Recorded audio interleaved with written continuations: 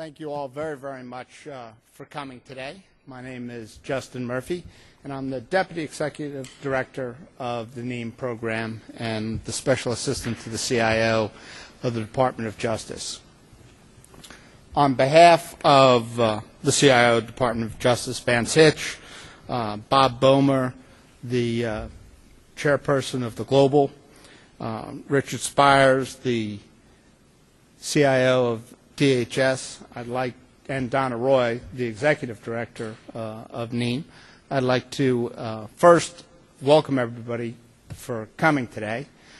We've got, I think, a great 3 days of training planned for everyone to get everyone fired up and to make sure that when you leave here, you leave equipped with what's going to be necessary to make your job, be it the selling of NTE to your organization, the implementation of NTE across applications or data standards, that you leave with the necessary toolkits to make that much more effective and to make your job much easier and to make you hopefully much more productive in the long run. Everybody who's here for this training should really take note and congratulate yourselves a little bit. In these tough times, very difficult for state and local representatives to travel.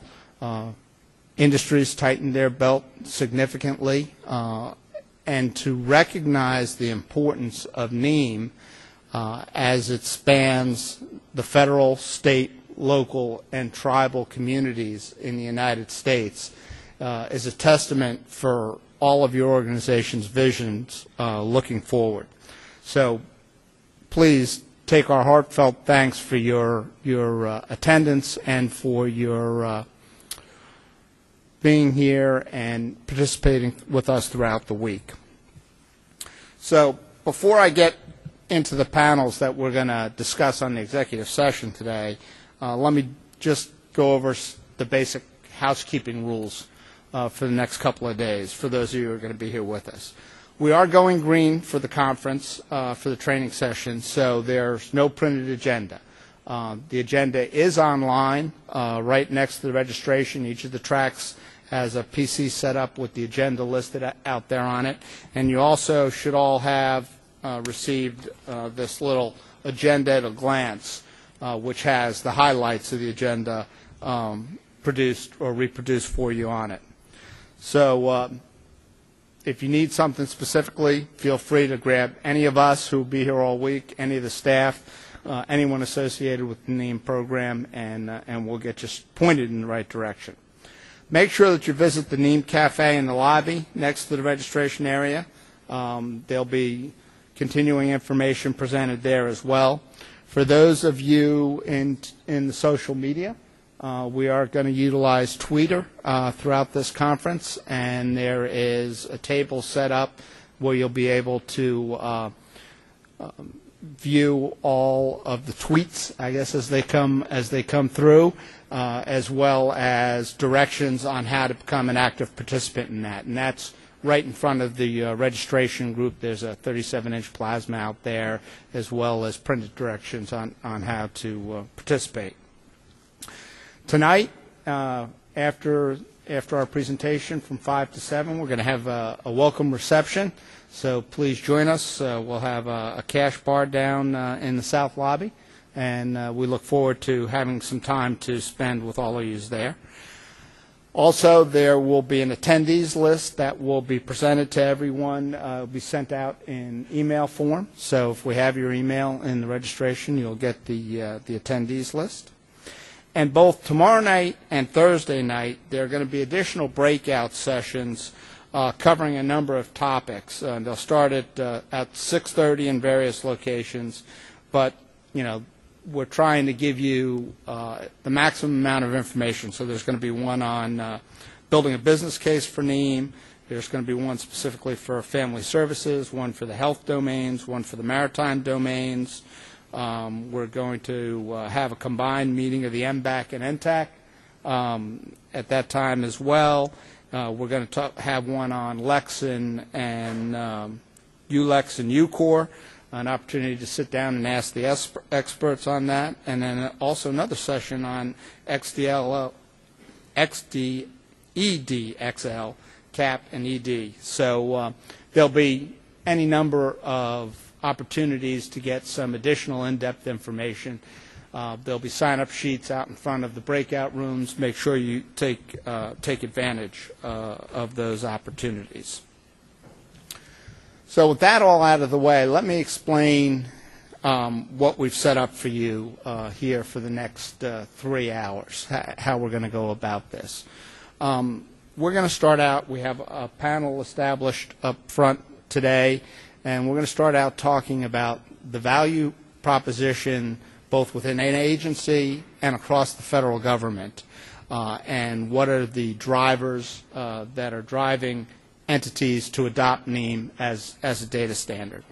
Then we're going to move into an overarching discussion of the governance of NEAM, as well as the process in how new domains are brought into NEAM to just try and take some of the mystery associated out of it.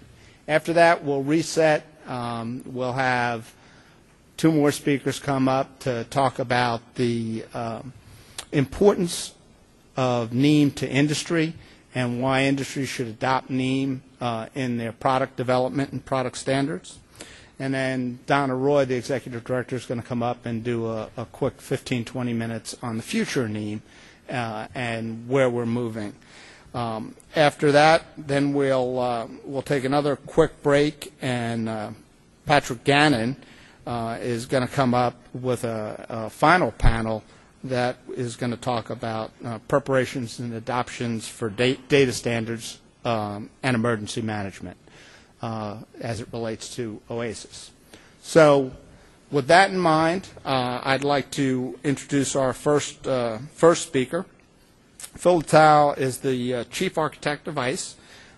He's no stranger to most in this room. He's been involved with NEAM for a number of years. He has, in addition to his government service, he's spent the past 15 years both on the government side and on the private side developing systems for law enforcement. So without further ado, Phil.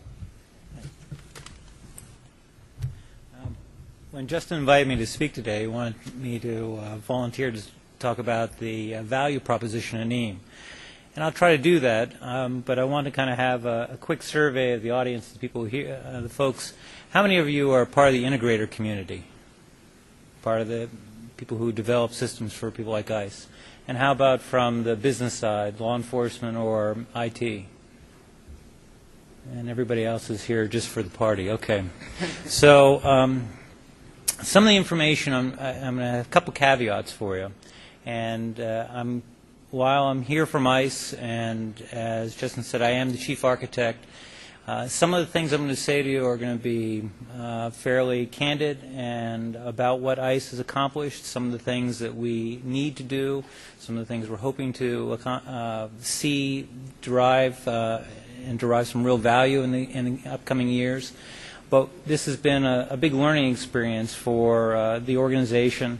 We're relatively new. We were cobbled together from INS and from Customs and Border Protection and also from GSA. So we have 3 basic functions in that we provide, we're the second largest investigative organization within the federal government, second FBI, we're the largest one in Homeland Security.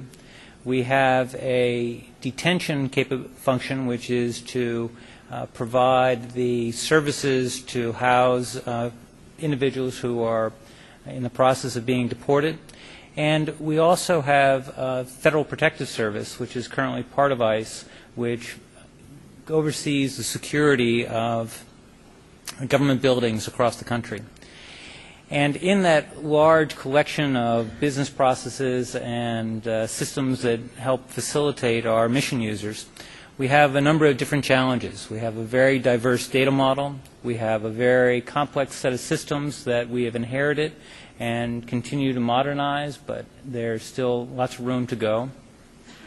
And we have a large need to share and expose our information to the larger law enforcement community so that we can be a vibrant part of the fabric to help protect the nation. And I wish that I could report to everybody here today we have all this cracked. We don't need the integrators anymore. We're in a steady state of modernized applications that take full advantage of service-oriented architecture and are open, based upon open standards, but that's not the case. And so part of my conversation presentation with you folks, especially in the integrator community, is that you take away some of the things that I, like I said, candidly present, and that you have a chance to have those reflected in your ideas and your proposals that you eventually, hopefully, will present to ICE as a competitive solution to some of our needs. Like many large enterprises, our systems were historically based in silos. We had a lot of compartmentalized data, a lot of very single-threaded applications. And in the last several years, we've been very successful at decommissioning and evolving those systems into a more integrated environment. Initially, we did that with one big humongous database that houses all the data from various applications. It's a closed system. And have we, during that migration, have we done a great job of measuring and how effective we've been in terms of saving costs or providing better value? And that's one of the things I'm coming to you with today, is that we don't have those measures of what kind of baseline of how much we spend on IT, how much value we provide. And as we move into the service-oriented architecture environment, which is part of our future, we're planning to collect those metrics. So hopefully a year from now and sooner I'll have better data on how well or how valuable it is to move to a service-oriented architecture. And a key component of that, of course, is getting these services to interoperate using NEAM packages, using trying to express the data in a common language that we can interoperate with the other elements within Homeland Security, and also be able to expose our data to the outside or state and local law enforcement. Perhaps our biggest success, and in terms of delivering value to the state and locals, is a system that we entitle LEISS, which is a law enforcement information sharing system that takes our investigative data as well as some of our relationship mappings that we create and expose that on a query basis to state and local law enforcement. We have a great program in LA. A matter of fact, Troy Holmes will be speaking about that and some of the other advances we have while we're here.